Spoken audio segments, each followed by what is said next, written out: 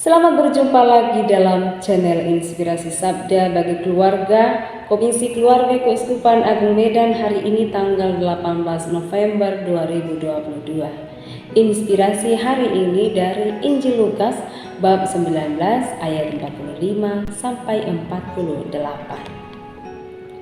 Pada waktu itu, Yesus tiba di Yerusalem dan masuk ke Bait Allah. Maka mulailah ia mengusir semua pedagang di situ. Ia berkata kepada mereka, "Ada tertulis, rumahku adalah rumah doa, tetapi kamu menjadikannya sarang penyamun." Tiap-tiap hari ia mengajar di dalam Bait Allah. Imam-imam kepala dan ahli-ahli Taurat serta orang-orang terkemuka dari bangsa Israel berusaha untuk membinasakan dia. Tetapi mereka tidak tahu bagaimana harus melakukannya, sebab seluruh rakyat terpikat kepadanya dan ingin mendengarkan dia. Demikianlah sabda Tuhan. Saudara-saudari terkasih, setiap orang pasti akan selalu merindukan rumah atau tempat di mana ia tinggal ketika ia sedang bepergian, apalagi kalau ia tidak nyaman di luar. Pasti akan selalu berharap untuk segera pulang ke rumah. Tapi ada juga orang yang lebih memilih untuk berlama-lama di luar rumah atau bahkan tidak merindukan rumah karena tidak mengalami kenyamanan dan kebahagiaan di rumahnya sendiri. Rumah bukanlah sekedar tempat untuk berteduh, melainkan tempat di mana ada sumber kenyamanan yang dapat membuat orang yang tinggal di dalamnya mengalami damai dan bahagia. Supaya menjadi sumber kedamaian dan bahagia, rumah tentu harus dikondisikan sebaik mungkin, yakni dengan menjaga kebersihan, kerapian, dan terutama terpeliharanya kerukunan bagi yang tinggal di dalamnya. Hari ini kita mendengarkan Injil bahwa Yesus marah karena rumahnya telah berubah rupa dari rumah doa menjadi tempat berdagang. Hingga akhirnya mengusir para pedagang yang ada di sekitar Bait Allah. Bahkan merusak barang dagangan mereka.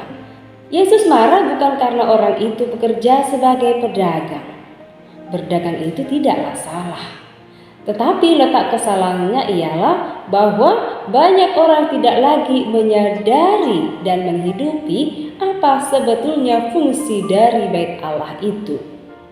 Bait Allah itu dikhususkan sebagai tempat kudus, dikondisikan dengan suasana hening, tenang, sehingga orang yang datang pun dapat duduk dengan tenang, hening berdoa dengan khusyuk dan memuji serta memuliakan Allah.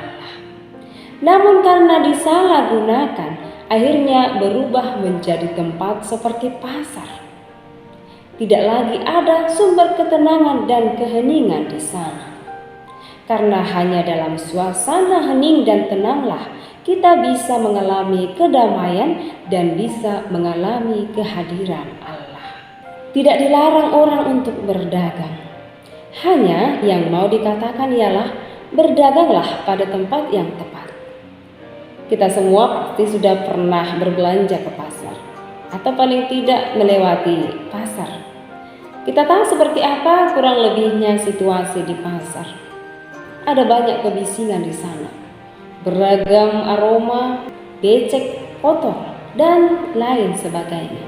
Yang tentunya membuat kita tidak tenang dan tidak nyaman, terkecuali bagi orang tertentu.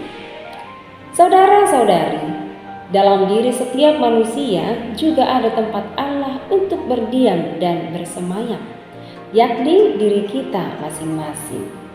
Pertanyaannya, bagaimana dengan hati kita? Apakah kita selalu menyadari bahwa hati kita merupakan tempat Allah bersemayam?